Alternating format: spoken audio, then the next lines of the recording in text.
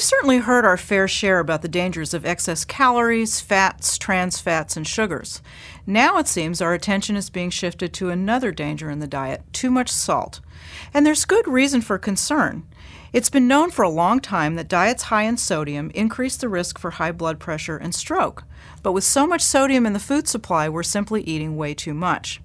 There's no question that we love salt, and we have good reason to. Salt does much more than just make foods taste salty. Salt makes sweet foods taste sweeter, which is why some people put salt on their fruit, and it decreases bitterness and can even enhance the aroma of food. The newest dietary guidelines say that most people should limit their sodium intake to 2,300 milligrams a day, the equivalent of about a teaspoon of salt. And if you're over 50, your risk for high blood pressure increases, so you should cut back to about 1,500 milligrams. That's a tall order when the average American takes in more than twice that, or the equivalent of about 1.5 teaspoons of salt every single day. But most of the sodium we eat isn't coming from salt that we add in cooking or at the table. There's so much sodium in processed foods that even if you never picked up a salt shaker, you'd probably end up eating more than you should.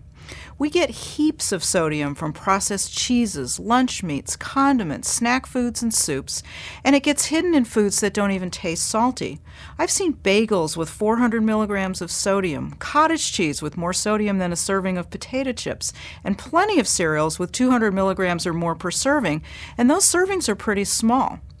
Restaurant dining is a double threat. Not only are the chefs heavy-handed with a salt shaker, but the portions tend to be huge too. A rack of baby back ribs from your local barbecue joint can pack nearly 2 days' worth of sodium. And plenty of healthy-sounding entree salads aren't much better. So one of the first steps in cutting back on your sodium then is to try to curb your intake of heavily processed foods and obviously salty things like snack chips, regular canned soups, and salty condiments. Read your labels carefully and look for low-sodium versions of packaged foods like beans, tuna, baked goods, cereals, and vegetables. Keep in mind that the closer foods are to their natural state, the less sodium they're likely to have. Regular rolled oats, for example, have absolutely no sodium, but some instances run as high as 250 milligrams per packet. Roasted fresh turkey breast has only about 15 milligrams of natural sodium per ounce, while processed turkey lunch meat has more than 20 times that amount. When you eat out, it's best to opt for items that are simply prepared: grilled meats, fish and poultry, steamed veggies, lightly dressed salads.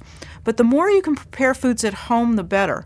Not only can you control the salt, but you can make dishes taste even better by seasoning with strongly flavored spices, herbs, lemon, onion, and garlic. And don't forget to fill in with plenty of fruits and vegetables. They're delicious, they're healthy, and they're naturally low in sodium.